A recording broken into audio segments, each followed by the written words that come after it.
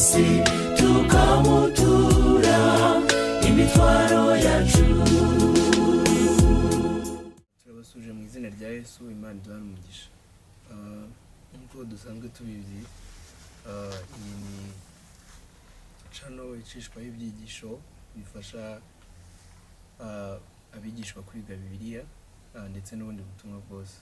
Ni channel yitwa Heart to Heart. Turabasaba kugira ngo dukomeze tuyikurikire ko nzi neza ko ari ibyaduhesha ubugingo. Yewe rero nitwa Nziza Adam, ndi kumwe na mugenzi wanjye. Tugiye kubana mu cyigisho gishyashya cya mbere cyitwa Mariko. Reka mbere yuko dutangira tubanze dusenge. Turagushimiye Data mwiza ko uri Imana nziza itagihwema kutwigaragariza wabucyubahiro. Data mwiza, tweretse gahunda tugiyemo kugira ngo tuyobore kandi Mwuka wawe dukoreshe mu izina rya Yesu. Amen. Tugiye kwiga icyigisho rero cya mbere kitubwira ngo cy'igihembwe cya gatatu, kitubwira ngo igitabo cya Mariko. Ubushize twabonye iby'ubuhanuzi, tubona inambara ikomeye, ariko noneho tugiye kwiga kuri Mariko. Mariko ni muntu ki? Mariko se tumwigiraho iki? Niyo mpamvu iki cyigisho cya mbere bakise ngo intangiriro cyangwa se itangiriro ry'ubutumwa bwiza. So rero ibi byigisho uko tugenda tubibona bigenda bikurikirana mu buryo bumwe cyangwa ubundi, ariko bwose bugamije cyangwa se bugambiriye kutwigisha ibyiza. So ahangaha rero nyuma yuko tumenye ibyahazaza cyangwa se tubusobanukiwe n'intambara dusakirana na Satani, tukabona ko hari insinzi ku bantu biyeguriye Kristo, tubona yuko icyo dufite ku isi cyangwa se umuhamagaro wacu ari ukuvuga ubutumwa bwiza. Rero niyo mpamvu cyo kwibuka baratubwiye ngo Yohana amaze gufungwa, Yesu ajya i Galileya yamamaza ubutumwa bwiza bw'Imana agira ati, igihe kirageze, ubwami bw'Imana buregereje, nimwihane maze mwemere ubutumwa bwiza. Amen. Ibyo biboneka muri Mariko igice cya mbere umurongo wa 14 n'uwa 15. Ahangaha rero batubwiye ku ngingo yo kwisabato ko turareba se Mariko ni iki, mbese ubutumwa bwiza ni iki. Niyo mpamvu batubwiye ngo ninde wanditse ubutumwa bwiza bwa Mariko kandi bwandikiwe iki. Mbese nta butumwa bwiza bugaragaza izina ry'umwanditsi, wenda kugaragazwa cyane ni Yohana. Tuza gusanga ahangaha hari Yohana wanditse iki gitabo cya Mariko, cyangwa se uyu Yohana na Mariko bose ni bamwe, ahubwo tubona yuko ari icyo bamwitiriye izina ry'akabyiniriro, ariko ubundi Mariko nawe ni Yohana. Niyo mpamvu rero batubwiye ngo muri iki cyumweru cya mbere tuzigira kuri Mariko dusanga mu byanditswe byera no gutsindwa kwe kwa mbere no kongera guhaguruka kwe. Rero ikintu twigiramo ahangaha ni uko Mariko ahari wenda yashobora kuba yaracumuye, ariko tuza kubona yuko ivugabutumwa ntago rigenewe abantu batsinze urugamba cyangwa se abantu badacumura. Ahubwo se turaza kureba se byarashoboka kuko Mariko yagwa. Nese ngewe niba nguye kuko mfite iyo misiyo yo kuvuga ubutumwa, ni iki Imana inshakaho muri iyi ntangiriro y'ubutumwa bwiza, nibyo tugiye kureba. Niyo mpamvu kuwa mbere baratubwiye ngo umubwiriza butumwa watsinzwe. Dushobora kwibaza se ninde umubwiriza butumwa watsinzwe ndetse byagenze gute? Niyo mpamvu batubwiye ngo soma mu byakozwe n'umwa 12 umurongo wa 12, aho batubwira iby'uwo muntu kari Yohana wakomokaga kuri nde? Kuri Mariya. Niyo mpamvu rero ahangaha ibyo babanje kudusobanurira uwo mubwiriza butumwa watsinzwe, cyangwa se uwo muntu ukorera Imana, uwo mukozi w'Imana watsinzwe, baramudusobanurira kari Mariya, ari Yohana wabyawe na Mariya. Niyo mpamvu rero bahise baduhereza isomo ryo byakozwe n'intumwa igice cyabo cya 13 umurongo wa 2 n'uwa 5, ariko nifuzaga yuko badusomera mugenzi wanjye dusomere ibyakozwe n'intumwa igice cya 13 umurongo wa 5, turebe icyo batubwira kuri uyu Mariko cyangwa se Yohana turimo kwigaho. Bageze i Salamani bamamaza ijambo ry'Imana mu masinagogi y'Abayuda, Yohana nawe abafasha. Amen. Ahangaha tubonamo igitekerezo cya Pawulo na Barinaba ndetse na Yohana cyangwa se Mariko. Rero ahangaha tuza kubona ko nyuma y'umubwiriza butumwa batubwiye ko ari Yohana, batubwira yuko yari batubwira na misiyo yari afite, ko yaje kugira umuhamagaro cyangwa se yiyumvisha ko cyangwa se Mwuka Wera muhata gukorera Imana. Rero batubwira yuko uyu Yohana yaje gufasha na ba Sawuli kuvuga ubutumwa. Niyo mpamvu batubwiye ngo umubwiriza w'ubutumwa bwiza watsinzwe, ariko ntabwo byaje gusoza neza, kuko tugenda tubona hasi ko yaje gutsindwa, cyangwa se uko gutsindwa kwe kukaba kwaratewe nuko yaje gucika intege, azicibwa n'umurimo n'amakuba yaraboneye mu murimo w'Imana. Mbese natwe tujya dufasha gucika intege se ati? Birashoboka cyane, kubera ko umurimo w'Imana ntabwo urimo urugendo rusanzwe, ko n'ubuzima busanzwe tugenda duhuriramo n'amakuba. Ariko uyu mugaragu w'Imana baratubwiye ngo uwatsinzwe. Mbese ko batubwiriye umubwirizwa butumwa yatsinzwe ate?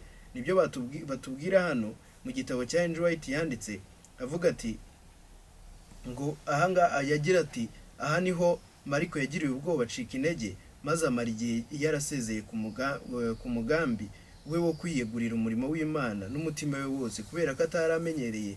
Yaciwe intege n'akaga no kwigomwa byari muri iyo nzira. Rero mu yandi magambo ahangaha ukwiriye kwibaza ngo mbese nanjye koko ndi umuvugabutumwa, hari impamvu zishobora kunca intege nkabasha kugwa cyangwa se nkabasha kuva mu murimo w'Imana? Ibyo ntibikabeho. Ariko nanone niba binabayeho, n'inzaba inzitizi cyangwa se kimwe mu byo bizatuma ngewe na mugenzi wanjye abasha gucika intege, Imana izajya ibiturinda. Rero batubwiye umubwirizabutumwa, twabonye ko umubwirizabutumwa ari Yohana cyangwa se Mariko. Batubwira ko yatsinzwe. Batubwira ko yatsinzwe ati? Batubwira ko yaje gutsindwa igihe yabonaga ibisitaza bimuriho, agakura amaso ku Mana, akayahanga ku bibazo ari guhura nabyo, bityo bigatuma acika intege. Rero turabwirwa iki? Turabwirwa ko Yohana yaje guhabwa amahirwe ya kabiri, ariko ayahabwa n'Imana. Niyo mpamvu nyuma y'ibyo bibazo byose, nyuma y'ayo makuba, hari amahirwe ya kabiri, yuko wa muntu watsinzwe, wa muntu warebye hirya, wa muntu warebye kuri ya makuba yo mu murimo w'Imana, abasha guhabwa n'amahirwe ya kabiri. Izina ry'Iteka rihabwa icyubahiro. Ibyo byose tubibona mu Byakozwe n'Intumwa igice cyaho cya 15, duhereye ku murongo wa 36 kugeza 39. Muvandimwe wanjye yahasoma. Urugendo rwa kabiri rwa Pawulo. Hashize iminsi Pawulo abwira Barinaba ati, dusubire tugenderere bene data bo mu mudugudu yose aho twavuze ijambo ry'Umwami Yesu, tumenye uko bameze. Barinaba ashaka kujyana na Yohana witwa Mariko, ariko Pawulo ntiyashima kumujyana kuko yabahanye i Pamfiliya. Icyo bari kutwereka nuko Pawulo yanze yuko ajyana na Mariko kubera ko yigeze kubahana mu murimo. Mu yandi magambo, ku ngingo yo kuwa mbere batubwiye yuko yaje gucika intege, ariko natwe kenshi na kenshi bijya bibaho ko umuvandimwe wacu ashobora gucika intege. Birashoboka yuko yagwa, ariko ntabwo tuba dufite ububasha bwo kumurekera aho yarari ngo hoya nazaze. Ahari wenda tugomba kumurenza amaso tukareba icyamukoresheje, kari Satani natwe turwanya, tugatekereza ko Satani wamurwanyije natwe ubwacu yaturwanya, bityo tukihanganira bagenzi bacu.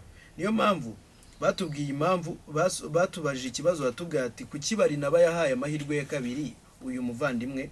Bayidusubije muri paragrafu ya kabiri, baratubwira ngo Barinaba niyemeye ko bamusiga. Yabonye ubushobozi buri muri Mariko, ariko ntiyifuza kureka uwo musore ngo ave mu murimo.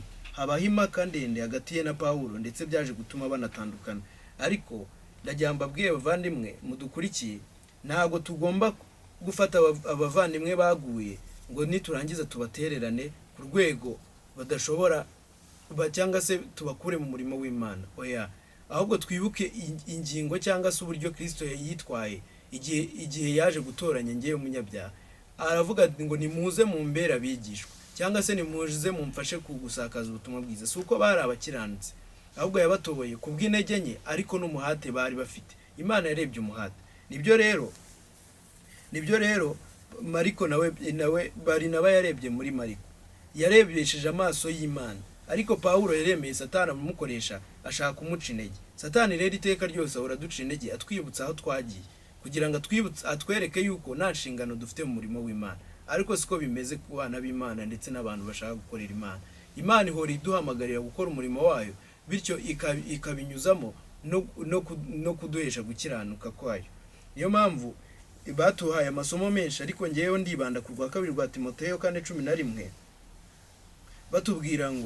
batubwira umwete wagirwaga na Mariko. Niyo mpamvu rero basoje batubwira ngo bigaragara ko hari impinduka itangaje yabaye muri Mariko, kubera ko batubwira ko mu rwa mbere rwa Petero igice cyawo cya 5 batubwira yuko yaje kujya mu murimo ndetse akitabira umuhamagaro. Tubona yuko hari n'ibitabo yagiye yandika nk'ibi byose by'ubutumwa bwiza. Niyo mpamvu basoje batubwira ngo Mariko yarazanzamutse maze arahaguruka bitewe rwose n'icyizere mu byaha we Barinabasi yamugaragarije izina ry'iteka rihabwa icyubahiro. Rya jambo ritoye wa muhate cyangwa se kwa kwibutsa umuvandimwe wawe intego afite mu murimo w'Imana, ni by'Imana ibasha kunyuramo kugira ngo ngewe nawe tubashe guhabwa agakiza. Niyo mpamvu rero tureke guca intege abantu bari mu murimo w'Imana bashobora kuba barasubiye inyuma, ahubwo turusheho kubasengera no kubatera umwete, kuko ahari birashoboka ko Imana yagukoresha uwo muvandimwe akabasha kuva aho yarari akabasha kuzabona ubugingo boraho nk'uko Barinaba yabaye. Imana ime kuba Barinaba muri iki cyigisho kugira ngo nanjye nzabashe kubera abandi icyambu kigeza abandi, cyangwa se kibongeramo imbaraga kugira ngo bazabone ubugingo boraho. Imana rero idufashe kugira ngo tubashe kuba Barinaba muri iki gitekerezo, tubashe kugenda nk'uko Imana ishaka ko tugenda, kandi tubashe kubera benshi icyambu, atari icyambu gusa ahubwo tubongeremo imbaraga kugira ngo tuzaraganwe ubugingo buhoraho. Rero niyo mpamvu ntago byigeze bigarukira aho ngaho, ahubwo ahangaha tuza kubona yuko Mariko amahirwe yahawe atayapfushije ubusa, ahubwo yemeye kuba n'intumwa y'Imana. Niyo mpamvu hano muri Mariko igice cyawo cya mbere, reka umuvandimwe wanjye asome igice cya mbere umurongo wa 4 Mariko, twumve icyo batubwira. Niyo mpamvu batubajije ngo ni bande bavuga muri iyi mirongo, ni kuki cyangwa se niki bavuga kandi niki bakora. Mariko igice cyawo cya mbere umurongo waho wa 4.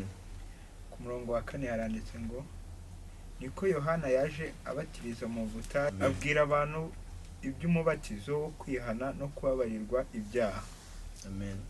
Rero ahangaha nta yindi misiyo dufite, ni nayo tubona mu gitabo cya 28 cya Matayo, ko abemera dukwiriye kubwiriza ubutumwa, abemera bakagenza gute? Bakabatizwa. Iyo umuntu amaze kwambika imbaraga akajya mu murimo w'Imana, nta yindi nshingano aba afite, ni uguhesha abandi ubugingo boraho, cyangwa se akaba icyambu cyangwa umuhuza w'Imana n'abantu, akabasha kujya mu mwanya cyangwa se gukora mu mwanya wa Yesu, akahuza benshi ndetse agakiza ubugingo bwa benshi. Rero ahangaha tuza kubona yuko Mariko yatangiye noneho umurimo. Niyo mpamvu baduhereza nanone isomo ryo mu kuva igice cya 23 umurongo wa 20 baratubwiye ngo ni icyo amasomo atatu adusigira. Kuva 23 avugamo ibya marayika Imana izatumwa ikamohereza Abisirayeli. Iki kintu jewe ingingo ikintu nakuyemo nuko Imana y'ubwayo yibashije kudutuma iduhereza n'abamarayika kugira ngo babashe kubana natwe. Amen.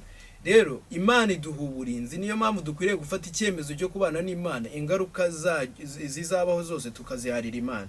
Ariko ikibazo twebwe tureba ingaruka z'ibintu kurusha uko twakarebye Imana y'ubwayo yadutumye. Niyo mpamvu hano mu kuva 23 umurongo wa 20 atubwira ngo havuga ibya marayika Imana izatumwe ikamohereza Abisirayeli ikabajyana i Kanani. Yesaya 40 umurongo wa 3 havuga iby'Imana izigaragaza mu butayu mu nzira nyabagendwa. Amen. Meyani magambo ahangaho ubutayu bari kuvuga ni hahandi tuzanyura, ni muri bya bigeragezo, ni muri ba bantu se Imana izarushaho kubana natwe kandi iduhereze uburinzi bwayo.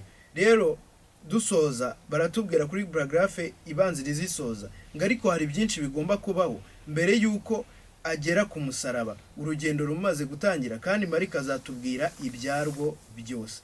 Basoza batubwiye ngo Mariko umurongo wa mbere kugeza n'uwa 7 n'uwa 8 yerekeza kuri ubu ugomba kuza nyuma ye umurusha ubushobozi. Muyandi magambo hari igihe ababwiriza butumwa twebwe ubwacu tujya kubwiriza tukibwiriza aho bwacu cyangwa se ku marangamutima yacu, ariko icyari gikwiriye icyo Mariko yabwiriza ni ibyo kugaruka k'umwana w'umuntu ndetse akabwiriza ibya Kristo wenda kugaruka.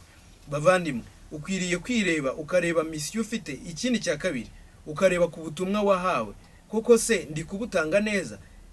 Icyo turarikirwa ahangaha tubonye Pawulo yamini Mariko yavugaga ndetse cyangwa se Yohana yavugaga, ni ibyo kugaruka k'umwana w'umuntu uzaza. Mbega ni inkuru nziza y'uko kugaruka k'umwana w'umuntu cyangwa se ibya Kristo. Niyo ngingo natwe tugomba kubwiriza kuri uyu munsi wa none. Kandi ikindi batweretse ni ubufasha tuzahabwa n'ijuru n'abamarayika, ko n'izo nzira zisa naho zigoramye mu butayu, Imana y'ubwayo izaca inzira.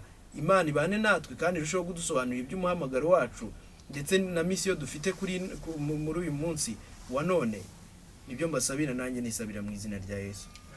Reka mugenzi wanjye akomeze n'ingingo yo kuwa 4 itubwira iby'umubatizo wa Yesu. Murakoze cyane, muje kwasuza mu izina rya Yesu. Amahoro y'Imana abane namwe.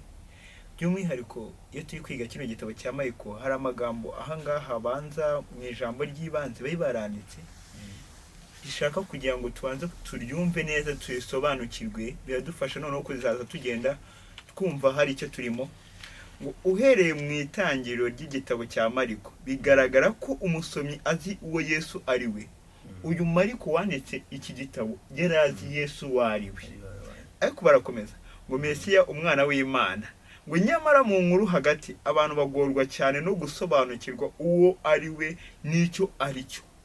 Mu nkuru hagati twebwe turi kwiga igitabo cya Mariko, ntabwo dusobanukirwa neza uwo Yesu ari we n'icyo ari cyo, n'icyo yaraje gukora.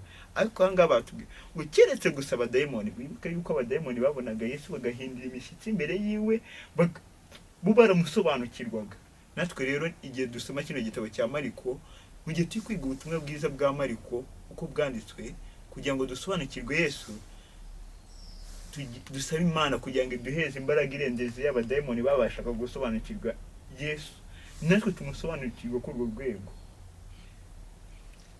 Murakoze cyane. Reka dukomeze ku ngingo yo kwa 4 ivuga ngo umubatizo. Ahangaha tubona yuko ubutumwa busa nkaho bwawe bugiye gutangira. Habaye iki rero? Banza dusome muri Mariko igice cyaho cya mbere umurongo wa 9 kugeza kwa 13. Turebe mbese niki kiri kuvugwa muri Mariko. Mariko igice cya mbere umurongo wa 9 kugeza kwa 13. 9 haravuga ngo muri iyo minsi Yesu ava i Nazareti y'i Galilaya araza abatirizwa na Yohana muri Yorodani. Umurongo wa 10 avuye mu mazi, uwo mwanya abona ijuru riratandukanye, umwuka aramanuka amujyaho asa n'intumwa. 11 ijwi rivugira mu ijuru riti, niwe mwana wanjye nkunda nkamwishimira. 12 uwo mwanya umwuka amujyana mu butayu. 13 amarayo iminsi 40 ageragezwa na Satani, aba hamwe n'inyamaswa, abamarayika bakamukorera. Amen.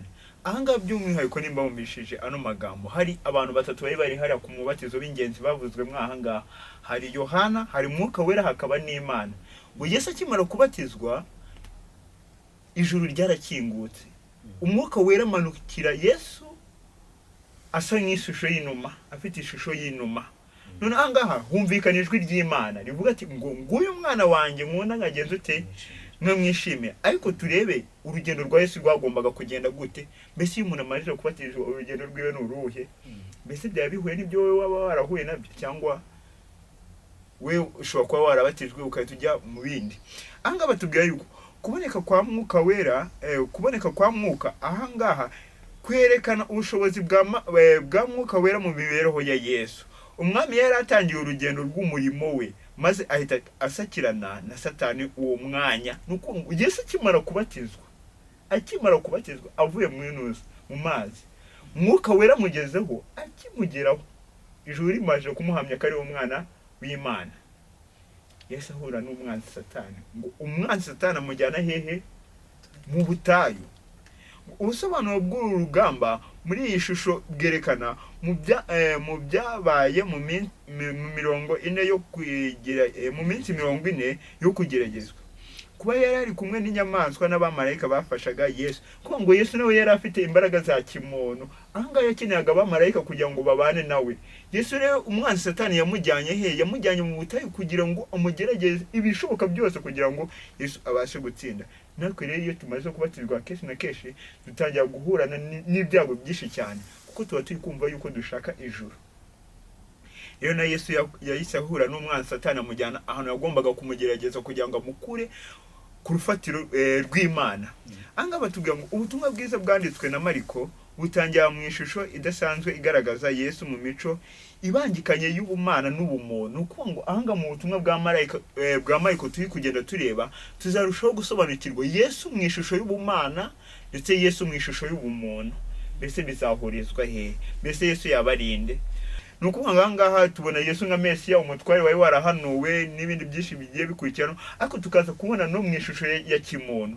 Anga batubwiye umwana w'Imana ukundwa wamanukiwe na Mwuka Wera. Ariko ku ruhande rwa kimuntu tubona ibingibi yabatijwe na Yohana. Nuko ngo Yesu yari Imana. Ibaze kuba Yohana yarabatije iki? Imana. N'uburyo bukomeye. Nuko Imana yemeye kwigira umuntu. Muri bikabisiraheli bari mu butayu, kubona Imana igiye kubiyereka byabaye ibintu bikomeye cyane. Ariko Yesu yiyambika ishusho y'umuntu kugira ngo umuntu abashe kugeza ute kumubatiza. Nibyerekana guca bugufi kwa Yesu Kristo. Ahangaha tuza kubibona yajyanwe n'umwuka, yageragejwe na Satani, abana n'inyamaswa, abamarayika baramukoreraga. Nuko ngo Yesu nawe yaciye bugufi kugeza nubwo abamarayika basaga nkaho bamurusha imbaraga, bamurusha ubushobozi, bakazaza baza kumutabara ibigeragezo by'umwanzi Satani. Rero hari igihe tujya tugera ahantu natwe tukumva dukeneye kwirwanira, ariko twakagomye gusaba imbaraga ya Mwuka Wera cyangwa abamarayika bakamanuka bakaza kudufasha urugamba tuba tugiye kugeramo. Ahanga muzasome muri Yesaya igice cyaho cya 9 umurongo wa 5, ngo umwana yatuvukiye duha umwana w'umuhungu, ngo utware buzaba kuki azita ku bitugu bye azitwa Imana, umujyanama, Imana ikomeye, data wa twese. Ko ngo amazina y'Imana nta wundi bayahereza sibye Yesu Kristo wabasha kugeza ute kuyakira. Rero uwo ngo yari Imana kandi niwe wari wararemye ijuru n'isi. Reka turebe ku ngingo ikurikiraho gatoya itubwira ngo ubutumwa bwiza uko bwavuzwe na Yesu. Noneho ubu tureba muri Mariko igice cya 1 umurongo wa 14 n'uwa 15, ubutumwa bwiza uko bwavuzwe na Yesu. Noneho mwumve icyo icyayi kigambiriwe cyane. Titire yavuga ngo Yesu avuga ubutumwa bwiza ahamagara abigishwa. Mariko 1 umurongo wa 14, nuko bamaze kubohesha Yohana, Yesu ajya i Galileya avuga ubutumwa bwiza bw'Imana ati, igihe kirasohoye ubwami bw'Imana buri hafi, nuko mwihane mwemere ubutumwa bwiza. Amen. Ko ngo Yohana arangije kubatiza Yesu, agezeho baramufunze. Yesu we ari mu mibereho ya kimuntu, we ushobora utangiye kuvuga ati reka njye kumureba, njye kumutabara, njye gushaka uburyo ki yava muri iyo gereza. Ariko ngo akimara agifungwa, ngo Yesu yatangiye kujya mu midugudu y'Igalilaya ahantu henshi cyane avuga ubutumwa bwiza. Yashakaga kuvuga yuko igihe gisohoye ubwami bw'Imana buri hafi. Natwe niyo nshingano yacu uyu munsi dufite, yuko kumenyesha abantu yuko igihe kisohoye kandi ubwami bw'Imana buri hafi. Ariko iki gihe gisohoye cyangwa iki gihe cya gihanuzi bari kushaka kugaragaza ntago ari igihe cyuko ubutumwa bwiza bwagombaga kuvugwa, ahubwo nuko ubutumwa bwiza uwabutangaga yendaga gukurwaho, Mesiya yendaga gukurwaho. Nibwo buhanuzi yashakaga kuvuga tugiye no kureba no gusobanukirwa. Ahangaha igihe cya gihanuzi Yesu avuga hano kirengurira ku byumweru 70 bya gihanuzi bivuga muri Daniel igice cyawo cya 9 umurongo wa 24 no 27. Reka twasome turebe icyo Daniel atubwira. Daniel igice cyawo cya 9 nuko umurongo wa 24, ibyumweru 70 bitegekeye ubwoko bwawe n'umurwa wera, kugira ngo ibicumuro bicibwe n'ibyaha bishire no gukiranirwa gutangirwe impongano, hase gukiranuka kwiteka, ibyerekanwe n'ibyahanuwe bifatanishwe ikimenyetso, ahera cyane hasigwe amavuta. Ku murongo waho wa 27 rero ngo uwo mutware azasezerana na bese isezerano rikomeye rimare icyumweru kimwe, nikigera hagati azabuzanya ibitambo n'amaturo, umurimbuzi azazira kwibaba ry'ibizira, maze kugeza ku meruka yategetswe uburakari buzasandazwa kuri uwo murimbuzi. Ahangaha nuko ngo ibi byumweru 70 turi kwiga rero bitegekewe Abisiraheli cyangwa icyanga ry'Abayuda. Ko ngo ibi byumweru turaza kuza kubirebaho neza cyane, rero bitegekewe ubwoko bw'Imana cyangwa ubw'Abayuda. Kandi Yesu igihe yavugaga no magambo byari bigeze mu mwaka wa 27 rero bigeze mwibuka yuko babaraga bahereye hejuru bamanuka hasi, bari bageze mu mwaka wa 27 ari nabwo Yesu yagenze ute yabatijwe, yasizwe cyangwa yahawe mwuka wera ku rundi rugero rutangaje. Ariko Yesu igihe yavugaga hari habura imyaka 7 kugira ngo Yesu akurweho ubutumwa bukurwe mu bayuda bugehehe bujye no mu banyamahanga. Abayuda igihe cyabo cyenda kigeze kugira ngo ubutumwa bwiza babe barahawe. Muzabisome mu Baroma igice cyawo cya 3 murongo wa 1 n'uwa 2 muzabisobanukirwa. Babe barahawe ibyavuzwe n'Imana. Kuba muzagenda mubisobanukirwa byinshi cyane nimusoma icyo gitabo cy'Abaroma. Ariko ahangaha Yesu ahangaha baratubwiye ngo icyumweru cya nyuma ngo nikigera hagati uwo mutwara azabuzanya ibitambo. Nukuvuga ngo igihe Yesu Kristo yajyaga ku musaraba nibwo bya bitambo byose byo gutamba intama ibiki byose byakuwe, kandi murabizi yuko ari kubambwa intama yagombaga gutambwa yagenze ute yacitse umutambyi. Yabisobanukiwe yuko igitambo cyari cyabonetse. Nyuma y'imyaka 3 n'igice Yesu amaze kubatizwa nibwo yapfuye. Ubwo byari mu mwaka wa 31, ubwo bishoboka kuko byari n'amezi 6 kuko ni igice batubwiye. Kuko ngo noneho indi minsi 30 indi myaka 3 n'igice byarangiye ubwo Stefano yaterwaga amabuye, byari mu mwaka wa 34. So rero Yesu ubu buhanuzi yari yarabibonye, atangira kubwira abantu yuko igihe gisohoye ubwami bw'Imana buri hafi kugenda ute kugera ku iherezo. Ibi byumweru rero byari bitegekeye ubwoko bw'Abisiraheli, byatangiye igihe Artazerusi yatangaga itegeko ry'uko Ezira bajya kubaka no gusubizaho imiharuro muri Yerusalemu. Nyuma yaho byaje kugeraho birangira mu mwaka wa 34 ubwo Stefano yaterwaga amabuye, abayuda bikaba ikimenyetso cy'uko banze ubutumwa bwiza n'abavuga ukuri. Ubutumwa bwiza rero nibwo abavuga butumwa ba Paulo batangiye gufata mu Buhinde, mu bihugu bigiye bitandukanye byinshi cyane kugira ngo abanyamahanga nabo tubashe kugenza ute kumenya ubutumwa bwiza. Abantu twiganye amigisho yavugaga ku Efeso mwarabisobanukiwe. Natwe ubwacu abadivantiste ntabwo twari turiho, ntabwo twavugaga ngo natwe turi ishyanga, oya twari nk'abanyamahanga. Natwe ubutumwa bwiza rero bwatugezeho kandi dushima Imana yuko yabanye natwe. Ngo kwihereze kuza kw'icyumweru cya 70 kwasohoye mu mwaka wa 34, Stefano yaterwaga amabuye maze ubutumwa bwiza bugatangira kugezwa ku banyamahanga, bugakomeza no kubwirwa abayuda. Nukuvuga nubwo ubutumwa bwagiye mu banyamahanga ntabwo bwarakeye kuvugwa mu bayuda, ubutumwa bwagombaga gukomeza kuvugwa ku isi yose n'abayuda barimo, ntabwo byari iherezo ry'abayuda. Nero twihuse ku ngingo yo kwa ibindi byo kwigwa no kuzirikanwa tutarinze gutinda. Ahangaha tubona neza uburyo kibabihujije n'imyaka 2300. Ariko ahangaha baranditse ngo biratangaje kubona ukuntu ubutumwa bwa marayika wa mbere dusanga mu gitabo cy'ibyahishuwe igice cya 14 murongo wa 3 n'wa 7 uhuza neza n'amagambo yo mu butumwa bwiza bwa Yesu uko bwanditswe na Mariko. Nuko ngahangaha muri ibungu marayika wa mbere ageze ubutumwa bwiza bw'iteka ryose ku batuye isi mu minsi yimeruka kugira ngo abategurize kugaruka kwa Yesu. Kimwe n'ubutumwa bwa Yesu ubutumwa bwa Yesu, ubutumwa bwiza bwa marayika buvugwa mu minsi yimeruka bugizwe nabwo ni ibintu bitatu nk'uko biboneka mu mbonerahamwe ikurikira. Ntabwo turaza kuyirebaho cyane, ariko byagaragaza nabwo igihe cya gihanuzi. Mwubaha Imana muyihimbaze kuko igihe cyo gucira abantu urubanza cyari kigenze ute cyari gisohoye. Kandi iherezo ry'imyaka 2300 rirangira mu cya 840, ariko urubanza kagenzuzi rwari rwagenze ute rwatangiye. Rero nimba urubanza kagenzuzi rwari rwaratangiye kuko ngo abantu batangiye gucirwa imanza bitewe n'iki n'imirimo yabo, nibwo n'ubutumwa bwiza bw'abamarayika batatu bwakomeje kubwirwa amahanga yose. Anga batubwiye ngo ubutumwa bwiza bwa marayika wa mbere bumenyesha abantu, ariko babaye haturebeye ibyahishuwe 14 umurongo waho wa 6 ubu haturebeye 14 umurongo wa 3 n'wa 7. Ngo ubutumwa bwiza bwa marayika wa mbere bumenyesha abantu uko urubanza kagenzuzi rutangiye. Dusomere 14 umurongo wa 6.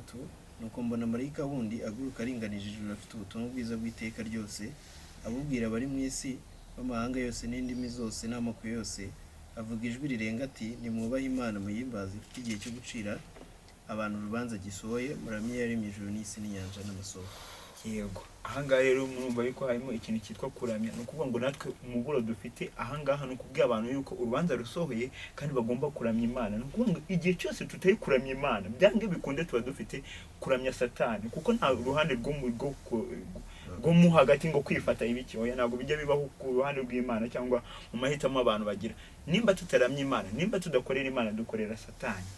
Dusabwa rero nk'ababwiriza butumwa nk'inshingano marayika yemeye gukora, natwe tugomba kuyitangira tukabwira abantu ubutumwa bwiza yuko ubwami bw'Imana buri hafi kugera. Ahangaha irahika rya marayika wa mbere risaba kubaha, guhimbaza no kuramya.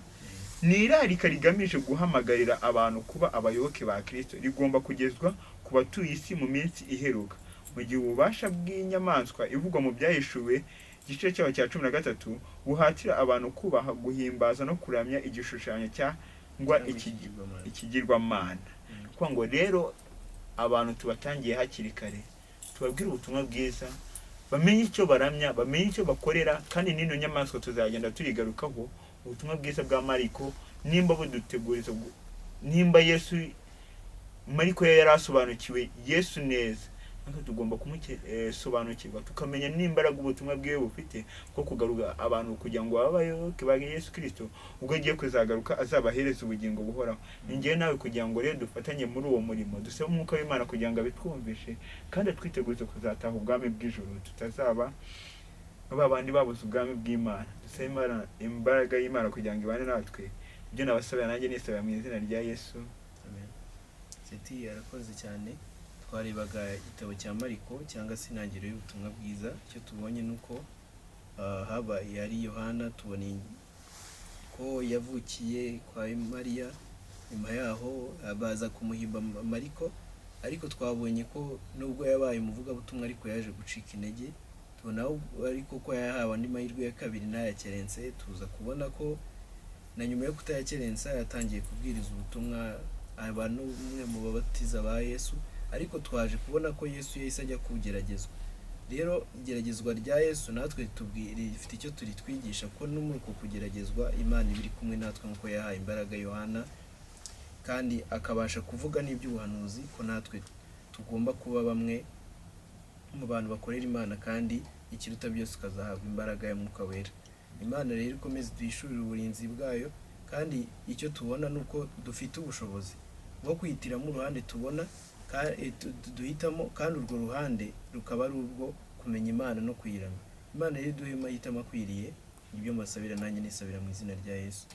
Ibyiza kwibera mu nzu y'Uwiteka, mu mahoro tunezerewe, niho duhungira ibibazo by'isi, tukamutura imitwaro yacu.